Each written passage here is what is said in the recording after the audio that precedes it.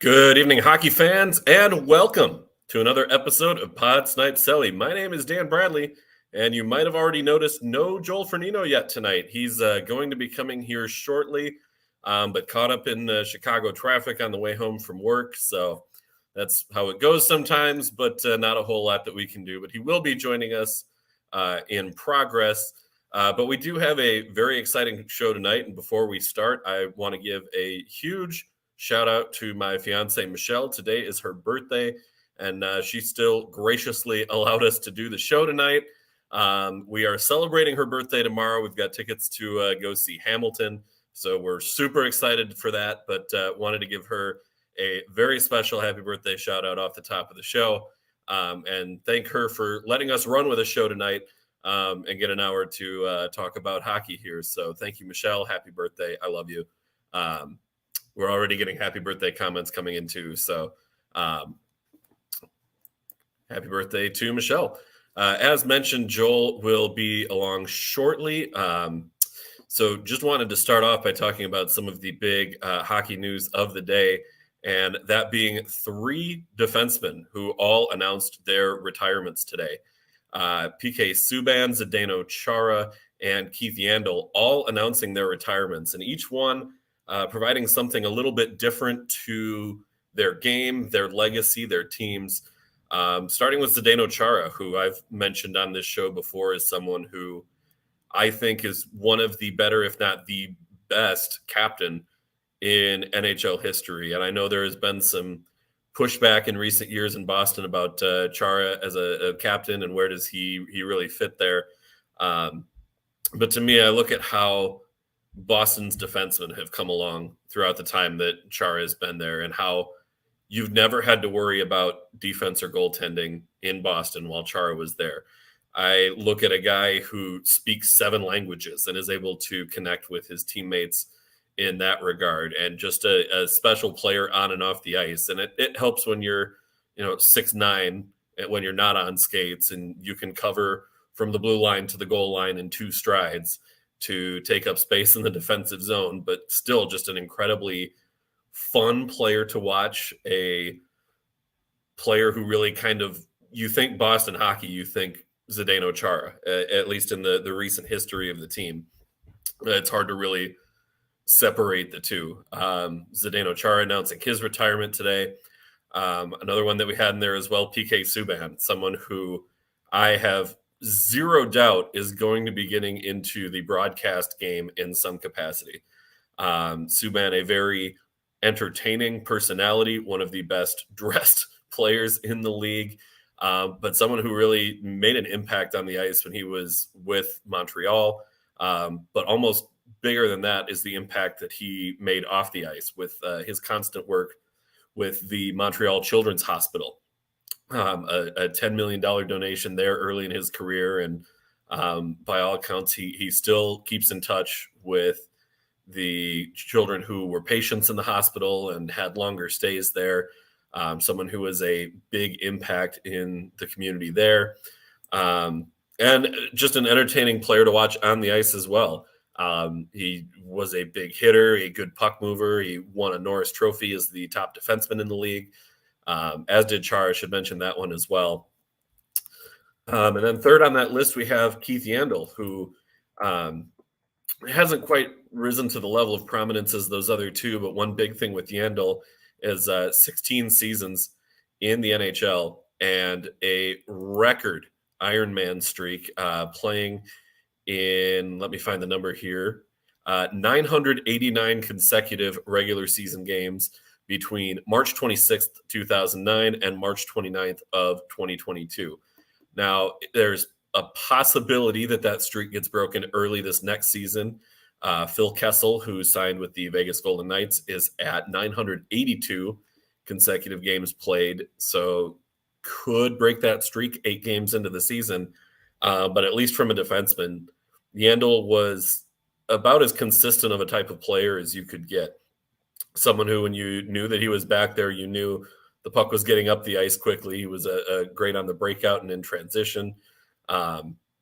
Really a remarkable career for Yandle as well, especially to play that long and at such a high level.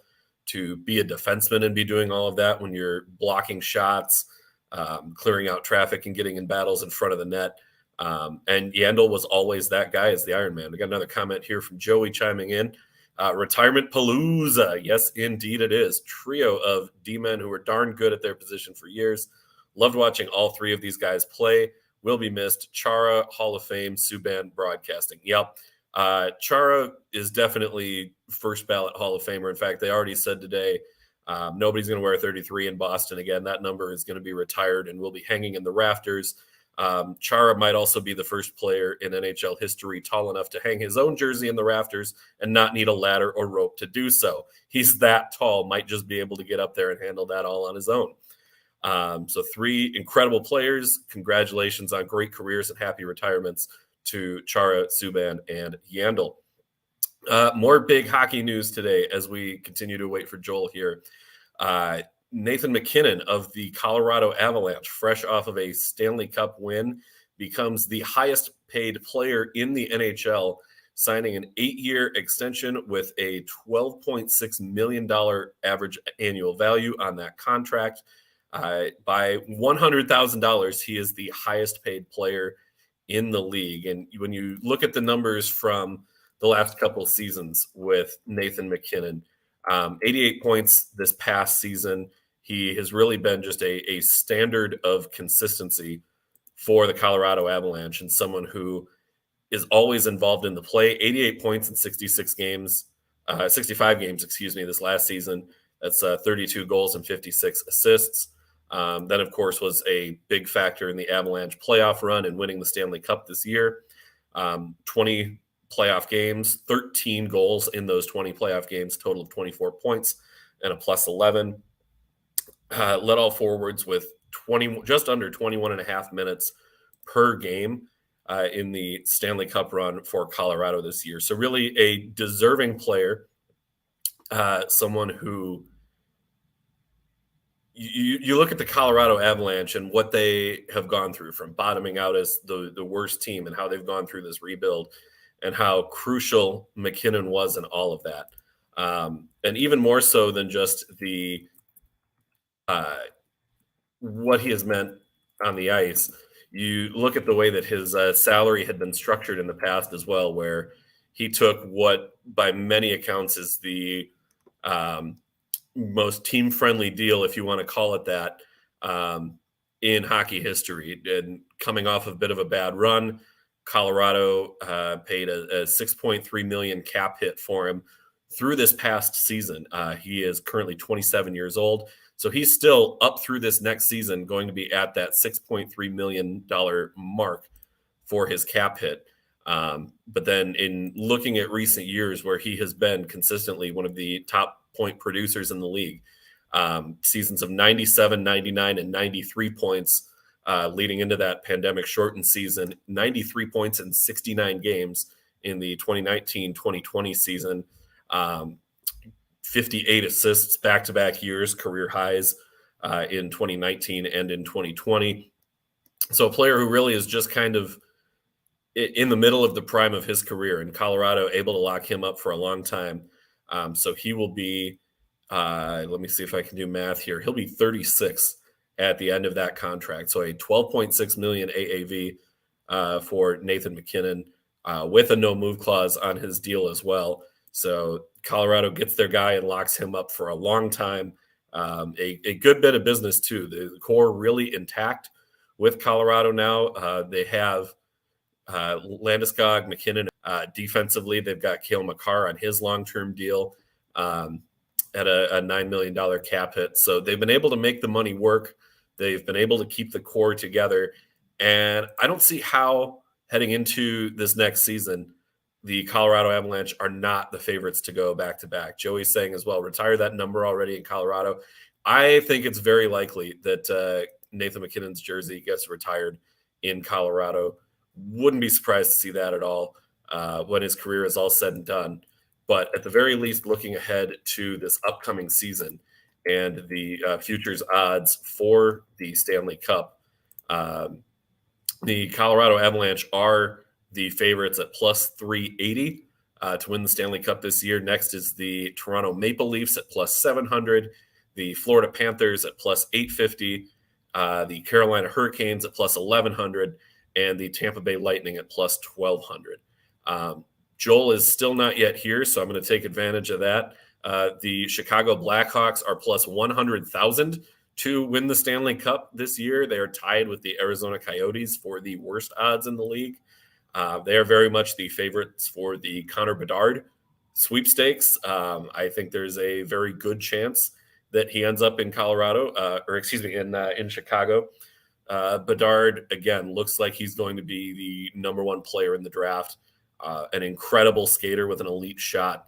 And you could probably play him in the NHL this next season, and he would fit in just fine. He's already at that level of maturity with his game, with his talents, somebody who we really can't wait to see break through at the NHL level. It's going to be probably about a 3, maybe 4 horse race on that sweepstakes between Arizona, Chicago, and Montreal to see who ends up with Connor Bedard. San Jose could maybe be in the mix as well. Anaheim, Buffalo, even Seattle might still be in that mix. I don't really know what we're going to get out of the Seattle Kraken this year. Year 2 of the Kraken, the first season really not nearly as successful as what we thought they might be, given what we saw recently from the Vegas Golden Knights. However, to Seattle's credit, the way that they have gone about building their team wasn't about the immediate success that we saw with Vegas. It was a bit more about the getting draft picks to build up for the future. It was about investing in the minor league system. Seattle had combined with the Florida Panthers last season for sending their AHL talent to the Charlotte Checkers, who advanced to the AHL semifinals of their playoffs last season. Really a good development system for those Seattle Kraken prospects. And now this year with the Coachella Valley Firebirds, that's where the Seattle Kraken prospects are playing this year. So excited to see what Coachella Valley is going to bring to the Pacific Division, one of 10 teams out west at the AHL level this year. But yeah, Seattle could be in the Bedard sweepstakes, or they could, with the young team that they are building already, be a team that is gunning for that playoff spot. The Pacific Division this season, not going to be very good. And we'll talk about this in a couple of weeks on our season preview show. But the Pacific Division really looking like it's going to be the worst division in hockey this upcoming season. You look at the stats from last season, last year's NHL standings, and really very top heavy is probably the best way to describe it. You had at the top of the standings, you had the Calgary Flames with 111 points, Edmonton with 104, the Los Angeles Kings at 99, and Vegas at 94, Vancouver 92, and then you see the drop off with the bottom 3 of San Jose at 77 points, Anaheim at 76, and Seattle at 60. Looking through each of those teams quick, just doing a little rundown there. For the Calgary Flames, the big deal with their offseason was the Matthew Tkachuk trade and losing Johnny Gaudreau in free agency. They were able to recoup a little bit with getting Jonathan Huberdeau, signed Nazem Kadri in free agency. In my mind, they're the favorites to win. The sports books are leaning towards Edmonton, and when you have Connor McDavid on your team, you're going to end up as the favorite more often than not. I think that's pretty fair to say. And looking at the betting odds as well, division winners for this year, Edmonton is plus 210, Calgary is plus 220 to win the Pacific. So really neck and neck early in the season. I do think that Calgary is still a slightly better team as a whole. But I do think for Edmonton, getting Jack Campbell in free agency is a big move there, something that will really help stabilize the big issue on the team, which was their goaltending. That was a big letdown over the past couple of seasons, and Mike Smith is not the type of goaltender who can backstop Edmonton on a Stanley Cup run. It just isn't a good fit there for for that to be the plan. So they went out and got Jack Campbell in free agency. They're still making some other moves to add players. We got some breaking news from Joey here. Joel running late due to meeting Seth Jones on his way home from work.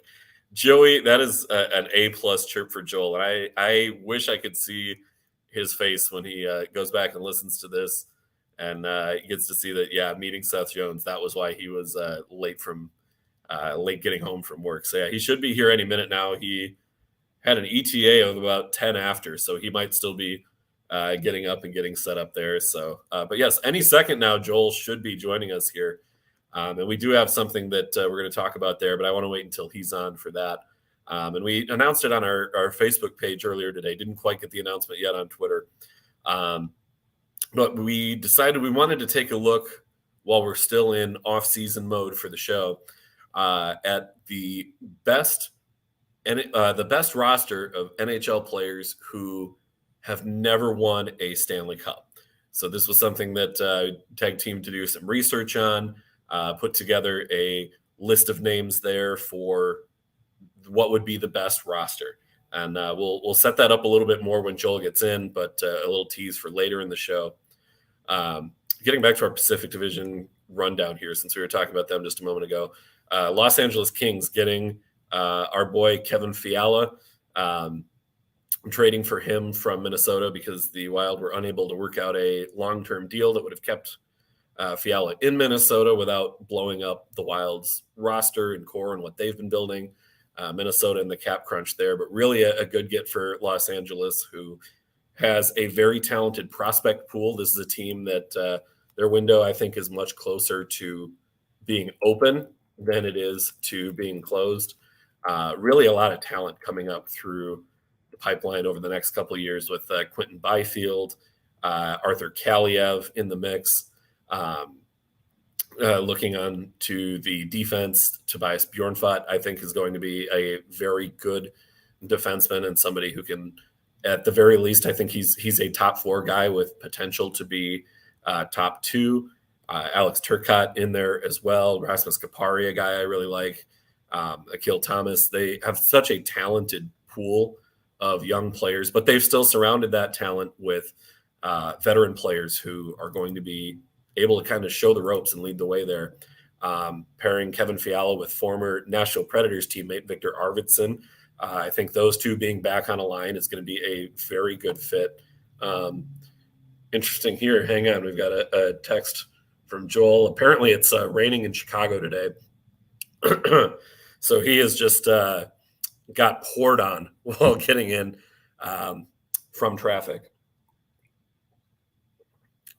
So he appears to be in the elevator on the way up. So hopefully he will be on here and joining us shortly. Vegas Golden Knights, again, shaking things up this offseason. We talked about them a little bit earlier in the show. After they had to let Marc-Andre Fleury walk for next to nothing as it worked out, going to the Chicago Blackhawks at the start of last season, had to do a similar move this year to get cap compliant, and that is they had to let Max Pacioretty go, sent him to the Carolina Hurricanes for future considerations. So in back-to-back years, you have Vegas trading away their Vezina Trophy winning goaltender and their leading goal scorer for future considerations on the return. I think Vegas is in a very tight spot as an organization. They furthermore have goaltending issues. Starting goaltender Robin Lehner is already out for the season. He had hip surgery, so he is done. Going to have to really dig deep in the goaltending pipeline to try and figure out what they're going to do for the season. Did bring in Aiden Hill to try and stabilize the room a little bit. HP chiming in with a comment here as well. Maybe the future considerations are the friends we made along the way. HP, love that. Thank you, HP, and thank you to Joey as well for your comments throughout the show here. And to my mother, Michelle Bradley, as well. She commented early in the show too. So yeah, we're just kind of biding some time here. Jesse as well. My man, the beauty, Dan Bradley. Thanks, Jesse. Appreciate you tuning in. Appreciate the comment here as well. So yeah, just kind of waiting for Joel here. Back to the Pacific. San Jose, going to be right there in the bottom of the standings again this season. San Jose is still kind of working out of the end of the Joe Thornton, Patrick Marleau, and Joe Pavelski era. Do have some good things going with younger players with Timo Meier. Another player that I want Timo Meier to do well, but I'm very concerned about the future of this organization. Looking at Cap Friendly here, and after this season, 5 restricted free agent forwards for San Jose to try and figure out if they're going to sign, 2 unrestricted free agent forwards, an unrestricted free agent defenseman, and an unrestricted free agent goaltender in James Reimer there as well. So really a lot to kind of navigate for San Jose here. A core that is getting older, in particular Erik Karlsson, who still has 5 more years at an $11.5 million cap hit and has missed a bunch of time in recent years. Marc-Edouard Vlasic, 35 years old, signed for 4 more years at a $7 million cap hit. They retained salary in a Brent Burns trade, sending him to the Carolina Hurricanes as well. So Carolina in pretty good shape for next season. But 3 more years of roughly a $2.7 million cap hit for Brent Burns, plus buyout history on Martin Jones, another $2.5 million in dead cap this season. So San Jose probably not going to be in the mix. HP new GM has some work to do. That's very true, Jesse. Been so tough for them lately. And my mom, getting by with the help of your friends. Great start to the show. Looking forward to you and Joel's banter too. Thanks, Mom. Yeah, Joel, any minute now will be joining us. San Jose in a tough spot. The Ducks, I think, a team that is starting to get things figured out organizationally, but still got a little ways to go. But they have some very talented prospects in their pool as well. Excited to see Trevor Zegras and Mason McTavish. Zegras, the cover on EA NHL 23, along with Sarah Nurse. And you look at what Trevor Zegras brings to the team. It's beyond just the hockey talent. It's the energy, it's the fun, it's the personality, and somebody that hockey needs more players to be like, to show some more personality and have some character to the show. Here we go. Joel Fernino, welcome to the show, buddy. He's sucking air a little bit. Little winded. Hello! It's the Windy City, and that wind is all coming out of Joel's windpipe right now as he sprinted to get into the show. I sprinted. Yes, we'll let everyone believe that, but no, I sprinted through a monsoon. I literally felt like I was hit in the face with a tidal wave running to my front door. Yeah, Joey wanted to ask, how was meeting Seth Jones? He said that's the reason that you were late to the show tonight. That's true. I actually got his autograph, and I'm going to get that autograph then tattooed on my butt cheek. I'm not sure which one yet. I have not decided. Okay, we'll run with that. I make a hell of an entrance. You certainly do. HP, going back to just before Joel got. What did I miss? Saying, okay, so what you missed is we gave a birthday shout out to Michelle. Happy birthday, Michelle. Started talking about the Pacific Division and where things are at there. Talked about the Blackhawks having the second worst, or tied for the worst Stanley Cup odds this year. You haven't heard the number. Do you have a guess as to what that number is? You know what? Hold off. You would say that while I'm not here. Well, here's the thing, because we were talking about playoff odds, and we talked about the retirements of Zdeno Chara and PK Subban and Keith Yandle. And we talked about in their own right. We talked about Nathan McKinnon's new deal and how he becomes the highest paid player in the league. And then we were talking about Colorado. I was talking about Colorado and their Stanley Cup odds for next season. Hold on. What? His contract was for 12.6 each year, right? 12.6 AAV. But with the actual dollar amount that it comes out to, by Oh, $100,000, he will be the highest paid player in the league okay. I was like, on that contract. I'm pretty sure McDavid's at 13.5 a year, but The cap hit is different in the way the deal is structured with bonuses and whatnot. well, I'm not The an accountant. cap hit higher, but dollar amount, it's McKinnon. Gotcha. So when we were talking about McKinnon's deal, we started talking about Stanley Cup odds, and that's how I got to that topic. So, Oh, yes, to have a guess on the Hawks. mhm. Oh, I actually saw it, not today, but I saw like the quote too early numbers that they release.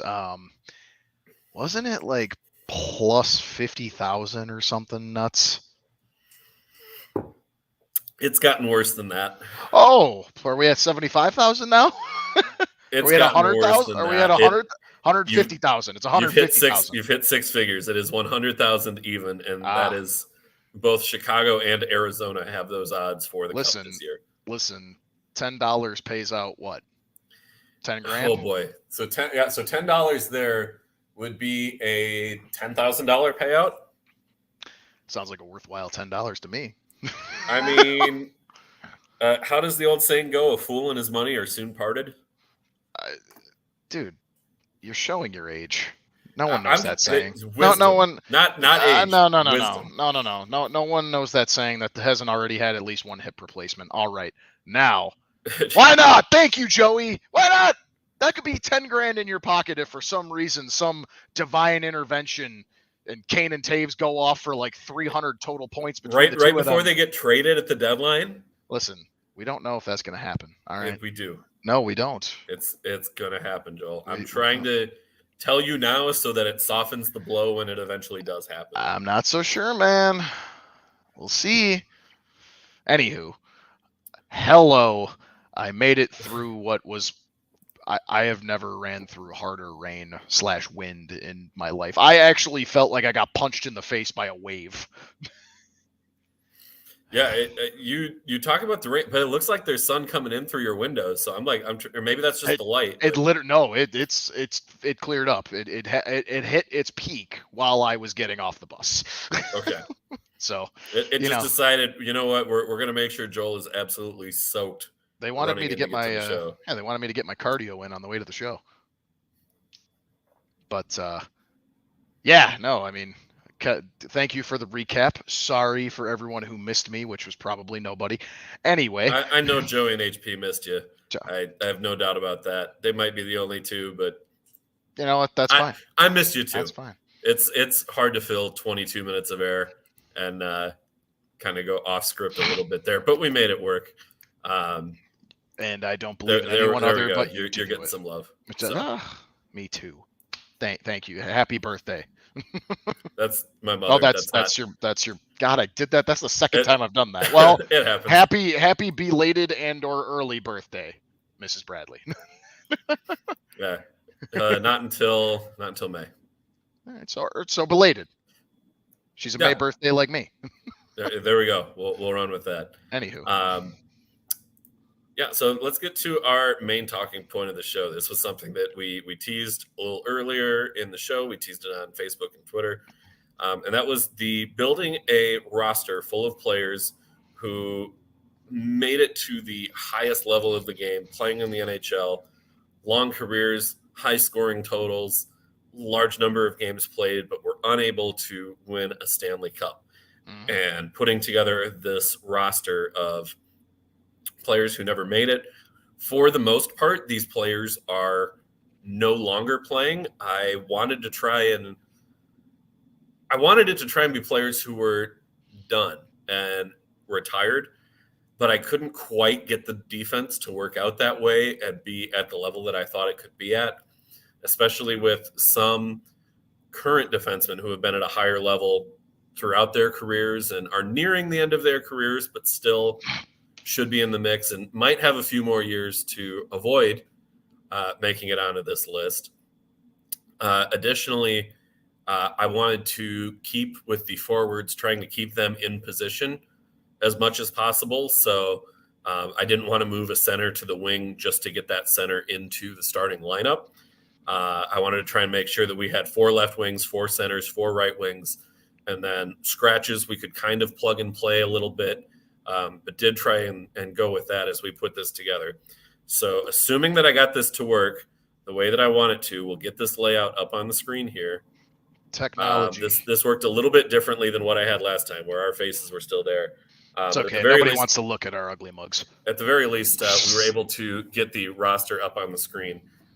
This first line, if you can't get excited about this line, I mean, I don't know if you can call yourself a hockey fan. The Sedins, Daniel and Henrik Sedin, along with Mike Gartner, that is just a pure speed line that is creative playmaking from the Sedins, along with a high-flying shooter in Gartner.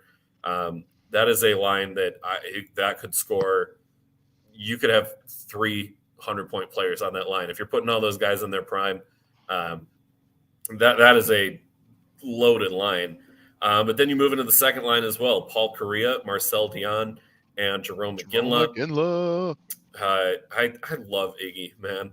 I hated, even though he destroyed your team. I hated how good he was against us for so many years when the Wild and Calgary were in the same division, the old Northwest Division, before the realignment and expansion.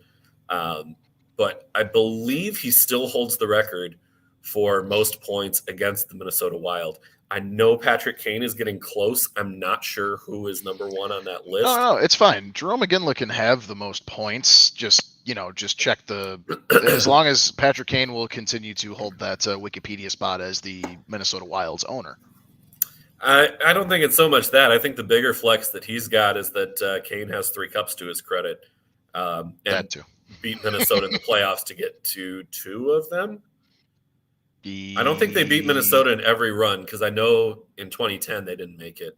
But I think in 2013 and 15. I think 13 and 15 they were able to beat the Wild both of those years in the playoffs. 15 was a sweep. Anywho. Third line. I can't see your face. Moving on. Keith Tkachuk, Dale Hawerchuk, and Dino Ciccarelli. A line that is just sandpaper. That is a tough line to play against, a good shutdown line. But again, a line that can still score. And that's kind of the thing that you'll see throughout this lineup is that, especially with the forwards, 4 lines that can score, and each line brings a little something different to the table across the board. But still a fun roster there. And old-time Blackhawks fans will agree with me on this one, saying that we do not want to see that Ciccarelli name anywhere near this list because we hate him with a passion. Hawks fans hated Dino. Oh, yeah. That's just what it was. It was the old North Stars and Blackhawks rivalry. Exactly. That was fierce. And then on the fourth line, went with Patrick Marleau, Pierre Turgeon, and Rod Gilbert. Really wanted to see if I could put Thornton and Marleau back together, kind of like what I did with the Sedins. But again, Turgeon, I think, is just at a slightly higher level for his career for Thornton. So I thought he merited the starting lineup there. But would have been fun as well to see longtime teammates with Thornton and Marleau in that roster. Forward scratches are Joe Thornton, Peter Stastny, Jeremy Roenick, Cam Neely, and Pavel Bure. Defensively, this is where things got a little interesting and how we were able to pull this one together. Phil Housley and Brad Park as your top defensive pairing. And again, with Park, I could have moved him down to that second pairing to play with another New York Ranger in Harry Howell. Howell was a longtime member of the New York Rangers, going back and forth between the NHL and the World Hockey Association. Between 1952 and 1976, he is still the Rangers' games played leader, and really just a nice career there as well. Beyond the longevity of his career, just playing defense at a very good level. 1,411 NHL games, 94 goals, 324 assists, and 1,298 penalty minutes. Just an old school hockey player through and through. Had to get him on there. And then for the third time, I've got a set of teammates on this list. I love that line. Ryan Suter and Shea Weber. A dominant line with Nashville for a long time. Suter left in free agency and went to Minnesota. Shea Weber was traded to the Montreal Canadiens for PK Subban, who we also talked about earlier in the show. Weber is more or less retired at this point. Injuries really have ground his career to a halt. So this is cheating. Which I hate that so much because he's such a good player. And the pairing that he would have with Suter too. I've said on this show before, and Joel, to you off the show, off air, between about 2008 and about 2018 or 19, there was no better purely defensive defenseman that could just shut anybody down than Ryan Suter. A bit of a sour ending to his tenure in Minnesota. He's currently with the Dallas Stars, but a player who you never wanted to line up against if you were an opposing forward. You knew what he would bring to the table. He didn't put up the points that you saw from players like Brent Burns or like Erik Karlsson or like Duncan Keith or like PK Subban, but that pairing, like, you're not scoring on Suter and Weber. You just aren't. Except goaltending, 2010. no comment. Goaltending, again, could have gone a lot of different ways here. Went with Roberto Luongo and Henrik Lundqvist as the tandem. I did decide that Henrik Lundqvist would be the starter. Okay, good. You took my advice. Ever so slightly. And I mean, this was a really, really tough call to make, but I did go with the King. I did put Henrik Lundqvist over Roberto Luongo to be the starter. Rightfully but you so. Really, I don't think, could have gone wrong either way there with however you're constructing this roster and putting it together. I'm going to disagree on that one, but we'll get to that. Defensive and goaltending scratches were Brent Burns, Keith Yandle. Had to mention him on here as the one who didn't get the cup, but that long Ironman streak as well. Points at a high level. Roman Hammerlick, Carey Price, and Curtis Joseph. So your timing worked out pretty nicely here with because I remember we got this list finalized and Yandle was there, and of course, sure enough, the day we debut this roster, he retires. HP and I mentioning going back to that Minnesota Wild sweep, when the Hawks swept the Wild. Oh, you did. During that Cup run, yeah. HP and I decided like the day of the game that we were going to get tickets. I was at work doing the morning shift at KBJR, and he texted me and was like, dude, we can still get tickets to tonight's game if you can figure out a way down here. So I finished my shift at work, which at that point I was the morning director. So I was 4 a.m. to 1 p.m. was my shift. Got off work at 1 p.m., drove down to his place, napped for like half an hour. Just because I needed some sleep. We went to the game. The Hawks shut out the Wild, and back to his place to get my car, and then back up north. I got about another 2 hours of sleep that night, and then was back into work the next day. And I would do that again in a heartbeat. That was a blast, and even with the loss. Yeah. I remember you guys texted me about it. I was jealous you were going to the game, and I remember you guys were sitting there I'm nervous now in looking back on it for a good reason. However, I will, as much as I'll joke around about that sweep that year, I will be the first one to, on these airwaves, mention look, I was texting you guys saying will you stop complaining? Will you we're not going to sweep you guys. It's going to probably end in 6. We're still going to win, but it's probably going to be 6. Each game's going to be close. By the time that sweep was over, I came to you first and was I don't even know if I can gloat right now to at least start off because I did not expect a sweep there. I did not want to play you guys in that second round. After seeing Game 3 and how anemic the Wild's offense looked, knowing that later on we would find out Charlie Coyle had a wrist injury and he couldn't hardly catch a pass or shoot the puck at all and was still on the ice playing, which is another talking point we've had on the show before. There gets to be a point where the playoff toughness and your ability to grit it out hurts the team more than it helps. And if you can't catch a pass, you shouldn't be on the ice. Even if there's the other element that you bring, you got to be able to handle the puck. You got to be able to skate. It's true. And actually, it's funny we're talking about Hawks Wild. Did you mention before I got here how their prospect camps met pretty much all weekend? I was holding on to that until you got here so that we could talk about all right. Never mind, we're then. gonna That's a good stay segue. on, before we get to the Tom Curvy Showcase, had a comment from Joey here. This team slaps. Scoring, grit, defense. Who do I pick to coach? Oh, man, on the spot. Oh, man. On the spot. I have some ideas, but I have to gut check myself on if they have won a cup before as a coach. Oh yeah, that's the other thing is, and does it count if they were an assistant coach, or does it have to be like they were? Oh, no, head coach. Okay. I especially on the spot, Joey. It's a great question, but on the spot, I don't think assistant coach should count. On the spot, my gut would be Bruce Boudreau, but I need to look at the list of most coaching wins. Let me Stanley Cup. I have something up right now. I won't read it for a long time. I'm just gonna go through and kind of see what the. Oh my! Wait. Oh, never mind. That was a joke. I was like, wait, what? No. Wait, what? Okay. This list is old because Barry Trotz was on there. Yeah, because he won with Washington. Jacques Martin. Well, I would. Bruce Boudreau's a good. I was going to ask, did Gerard Gallant win one?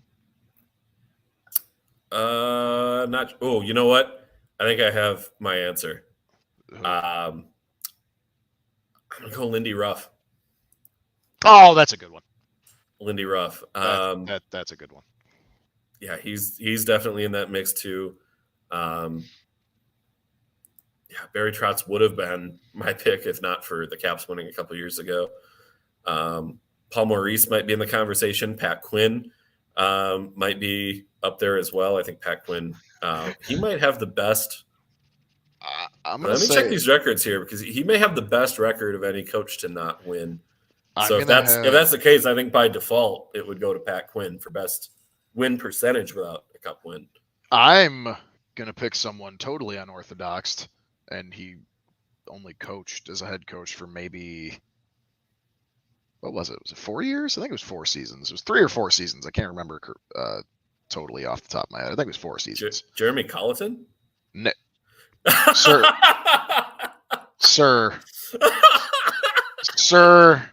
you've had enough talk. You've had enough solo action time. You gave me just enough of a pause to get that joke muted. in here. You're getting muted for the last 20 minutes. Just enough time to do it. I had to pounce on it. No, that's not how this. No. He doesn't deserve to win a Calder Cup. He might. He's coaching in the AHL this year. Yeah, well, I hope he doesn't win any. I'm just kidding. He actually was a very nice man. He just sucked as an NHL head coach. Anyway. Go ahead. Say what you're going to say, and then I got something to... Patrick Waugh.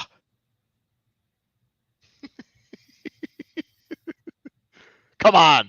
Nope. Him as a head coach was so fun to watch. Even though you saw how bad the Avs were at the end of his coaching tenure. I did. No, it was 4 seasons, right? His first season. They were terrible. His first season was like, holy shit, they got something here. Patrick Waugh knows how to coach.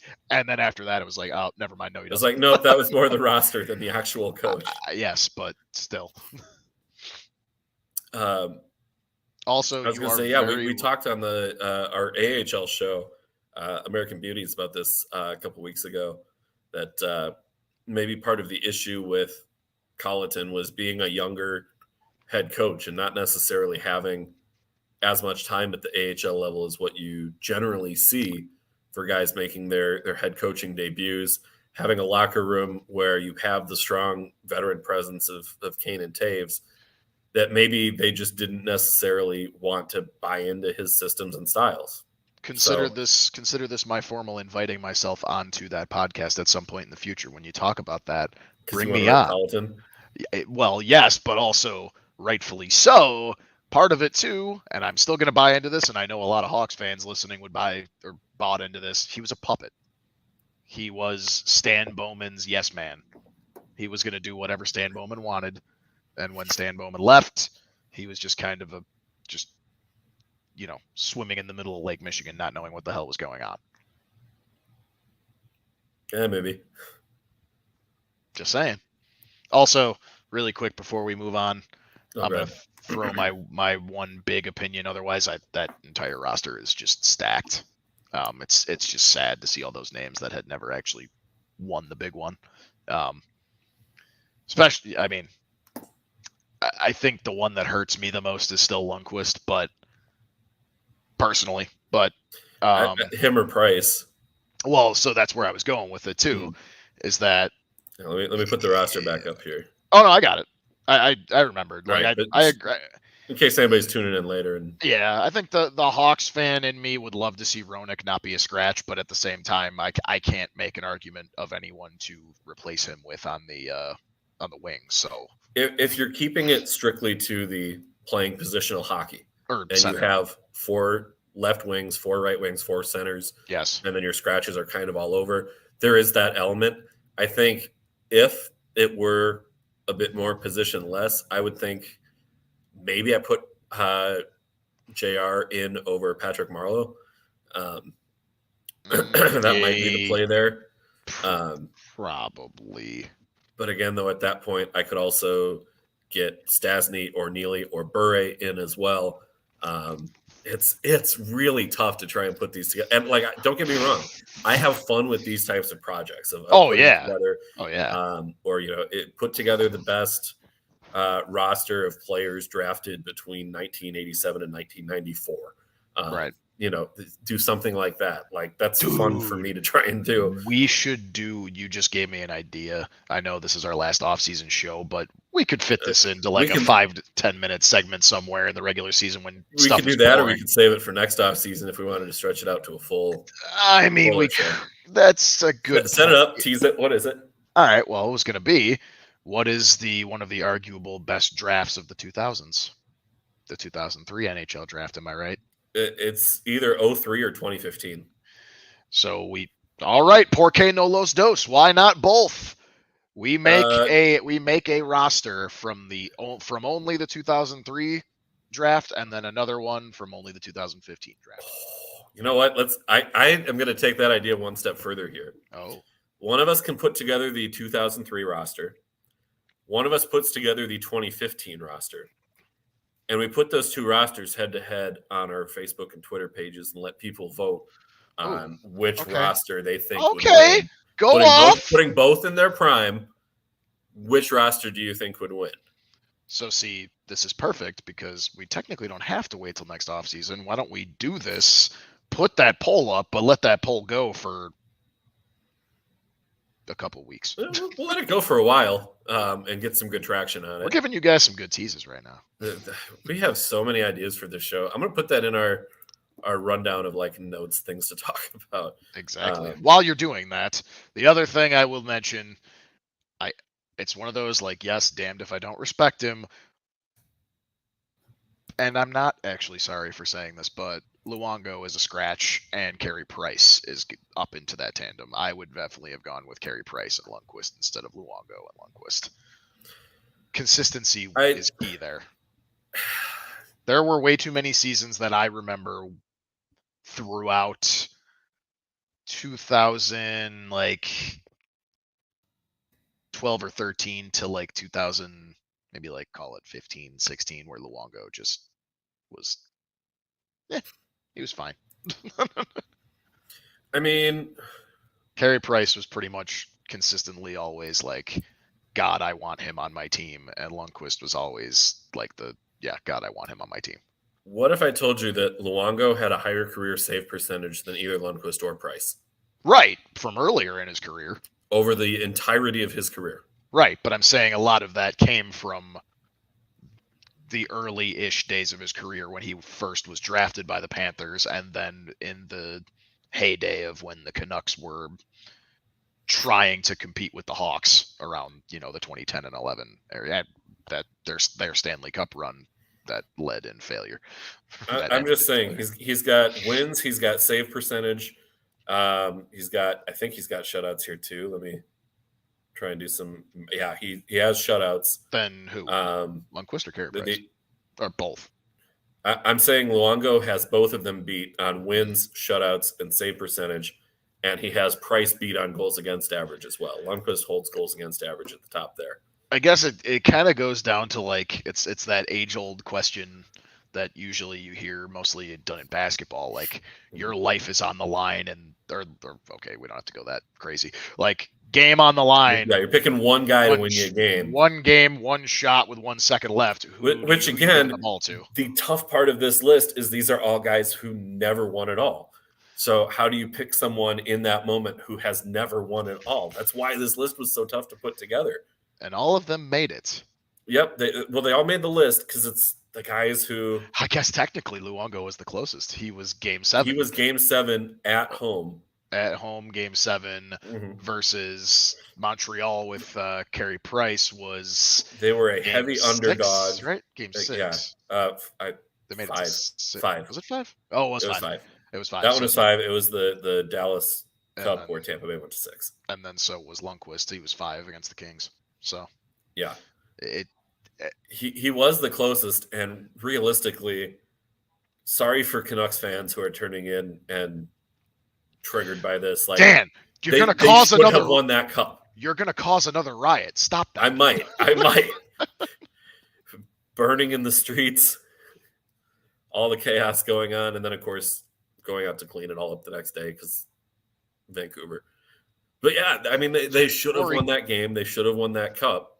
And we shouldn't be talking about Luongo on this list, but yet here we are. So. Yeah, no, you're not wrong. But, yeah, I don't know. That was a fun little list there. Fun little thing to put together. Joel, I have had plenty of FaceTime throughout this show. I think it's time for you to get some of your FaceTime here. With 2 minutes for Ruff. You mean a whole 2 minutes? Thanks. Yeah, don't worry. I just did 20, but you can have 2 uninterrupted minutes. 20. You know, because I'm a nice guy. I'm a generous co-host of the show. I'll go ahead and give you 2 minutes here. Yeah. It's damn it. You know, I was in a relaxed mood. Whoa. 2 seconds here because we have another comment. I love Joey. it. Let's see. Make Joey, an all-time list of the worst or all-time worst list of guys who won a Stanley Cup. So basically, we'd call it the coattails team.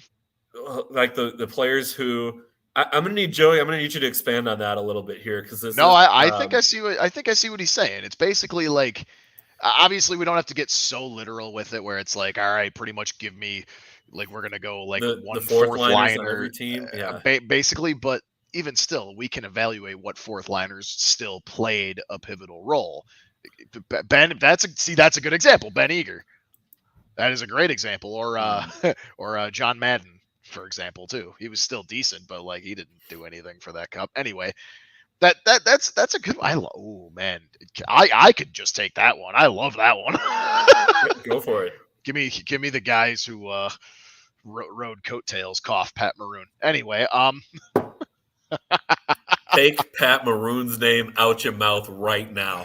That man is a beauty. Look, I'm excited for his 2 Stanley Cups that I recognize, but there's one I won't recognize because I don't like to recognize that one cup anyway in 2019.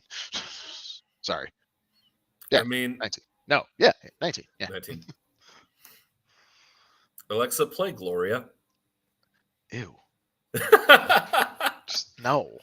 That song sucked. You're late to the show, so I'm going to poke fun at you as much as I can here. I didn't get to do it for a full show, so I got to cram it into a shorter segment here. Excuse me. Yeah, I'm late to the show. I ran through a monsoon to get to the show. You rode the bus. And I still only had about 5 minutes of talking.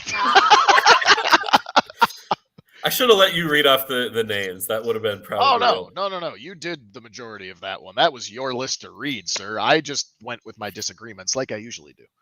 That's true. And the great thing about this show is we can disagree and not. We didn't get to talk too much about the prospect camp. That's okay. We didn't, but it went well. Both teams, good showings.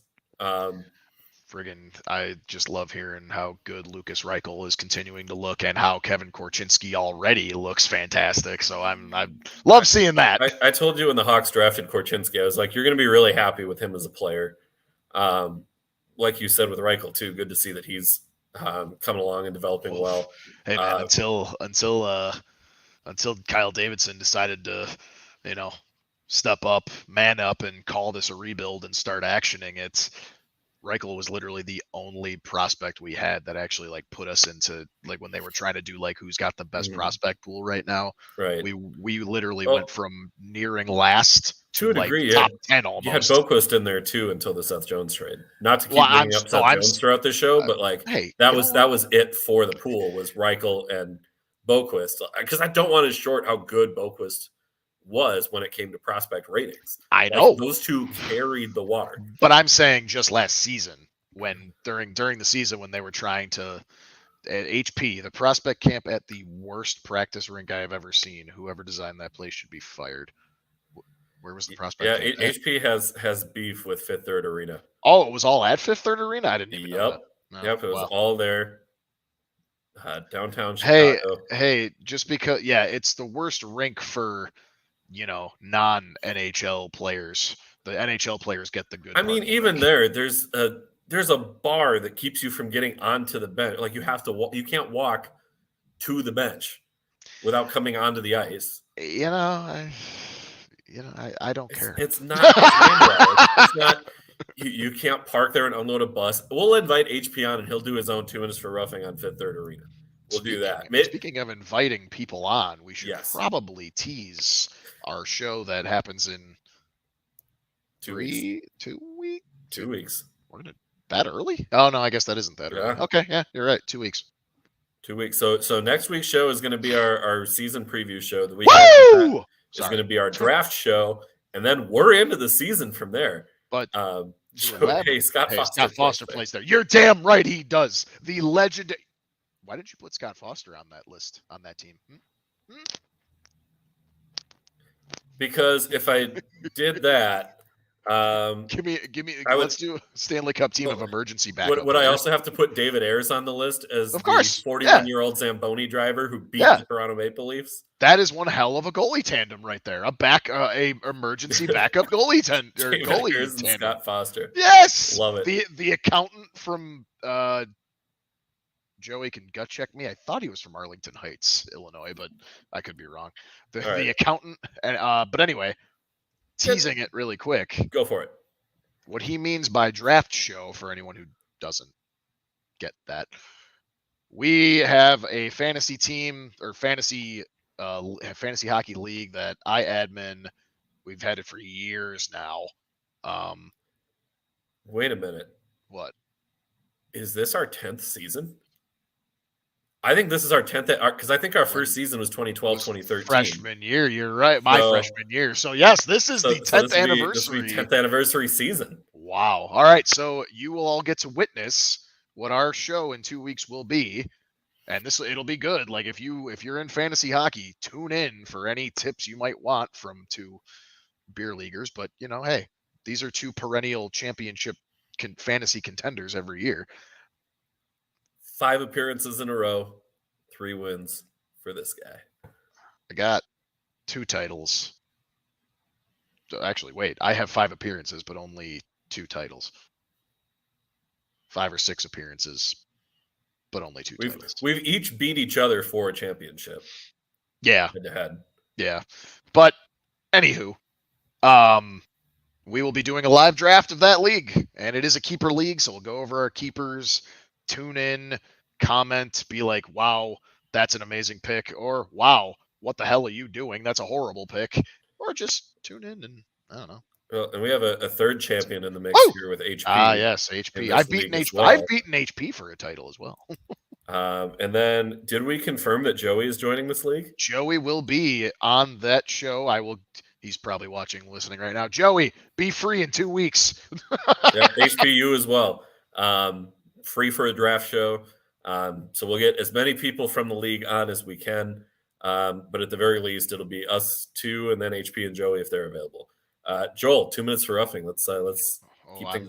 Here we go. Joey says he's free. There we go. All right. Now let's close it off with me getting all pissed off. And 3, 2, 1, go. As we know, I am from Chicago. That means I am a Bears fan, a diehard Bears fan since the day I was born. Everyone knows our misery. That's not what this is about. What this is about is the Sunday night football game was Bears Packers for the 205th time in history. And again, just like always, Packers wiped the floor with us, pretty much embarrassed us. And of course, Justin Fields, it's only his second year, and actually some would argue it's really his first year because Matt Nagy was a horrible, abysmal head coach. A reporter asked Fields about, does it hurt you knowing the fans, get hurt by this and stuff? And he made comments, very basic comments saying like, yeah, I know about it, but obviously it hurts us more. Like, the fans aren't the ones, putting in the hard work that we are here, and so on and so forth. And that was pretty much it. That was pretty much the quote. And it's not a crap ton of people. We know Twitter is a stupid place just as much as it's a fun place. You had a bunch of Bears fans just calling for Fields' head, like, how dare you call out the fans like that? Here's what I'm here to say with my last 42 seconds. Shut up. You are one entitled asshole if you think that Justin Fields just called out the fans by saying what he said in the comments. Go look at his comments. All he did was say that we don't put in the work or take the hits. Yeah, no shit. No, we don't. We're fans. Yes, we put our heart and soul and we put our hard-earned money into the team. Yes. I don't care how much money or how much heart and soul you put into the team as a fan. You're not entitled to be coddled and patronized by the quarterback or by the rest of the team and its players.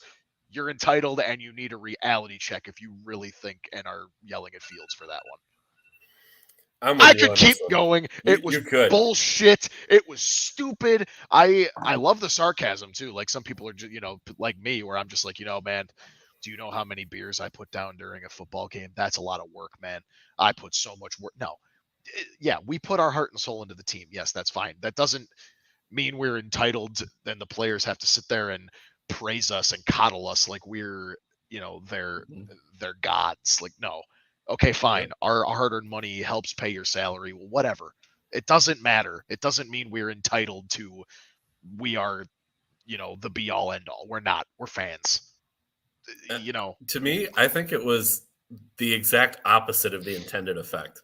Because when Fields said that for the players, it hurts more. Absolutely. I mean, it absolutely does. But that's the type of emotion that I want from my quarterback. I want losses to sting. I want them to hurt. Right. I want him not only to love winning, but I want him to hate losing. Exactly. Like that's what it takes to be successful at the NHL at the NFL level is you have to be like those losses have to sting. You learn from them. That rivalry runs deep. That's exactly, to me, that's how I interpreted that from Fields is losing sucks. We hate this. We don't want to keep losing to the Packers. We don't want to have everybody saying, why are you putting this game in prime time every year? The Packers are just going to win. Like that's what it's been. And that sucks. And for Bears fans, it sucks. For casual fans, it sucks. Because you look at that and you think, why is this, some great rivalry? And the history behind last night's game, the reason that they put this matchup week 2 was because they thought San Francisco was going to win against Chicago in week 1, and they thought Green Bay was going to beat Minnesota in week 1. If that had happened, the Packers, with last night's win, would have moved ahead of the Bears on the all-time franchise win list. That would have been a big talking point. Yep. But because the Bears won in week 1 and because the Vikings, you're welcome, spoiled that by beating Green Bay. I appreciate it. Beating Green Bay in week 1. That just didn't happen. You beat their ass. So not only does Green Bay have to try and, they're still one win behind on that all-time list. Are they going to pass this season? Probably so. Yeah. But they weren't going to get to do it head-to-head against the Bears. So there is that. Right. There's a saving grace for Chicago from that loss. It's that wasn't the Packers taking the all-time lead. Yeah, no, exactly. And it's funny too, because like the record I saw like the record against each other. It's like actually like tied. Well, it's about to not be tied, or it's not tied anymore. But like it's super close, even though obviously Rogers' record against us is like 24, 25-5 or whatever it is. And like, yeah, that's the thing. But it's just all this crap and people. It's just people on Twitter, so obviously it holds very little weight. But it just seeing so much of it, like there's like certain Chicago sport like fan pages that were like, yeah, I agree. Like this is a bad look for Fields. I'm like, how in God's name is it a bad look? I don't give a shit what you say at that podium. If you go out, play your ass off, and you turn out to be the first franchise quarterback we have ever truly had, I don't give a shit what you say at that podium. Pretty much, yeah. You could call us a bunch of Italian beef deep dish pizza eating fat asses at that podium as long as you ball out. I'm not kidding. The mental picture I have is just hilarious. So we'll leave it. The there. mental picture you have is me. Anywho, let's close on that. That is it for tonight's show. A good place to end it. Thank you to everybody who tuned in live during the show and for all the comments during the show as well. HP with one last chirp. Rex Grossman wasn't a franchise quarterback. Shut your whore mouth. Thank you to everybody for tuning in, commenting throughout the show. Be sure to like, subscribe, and follow on Twitter at PodSnipeCelly, and on Facebook you can search PodSnipeCelly there as well. Thank you to Noob Sports and the Sports 2.0 Network for giving us our platform for this show. Joel, I think with tonight's show, we have officially hit the 1-year mark of our shows because we started ahead of the first week of the season last year, which would have been next week's show. Holy So we crap, have now you're completed a full year worth of shows. We made it. Hey, look at us. Look at us. Look at us. Season number 2 coming at you soon. Get excited. We have so much good stuff in store for season 2. But that is it for tonight. He's Joel. I'm Dan. Enjoy the rest of your night, everybody. Goodbye.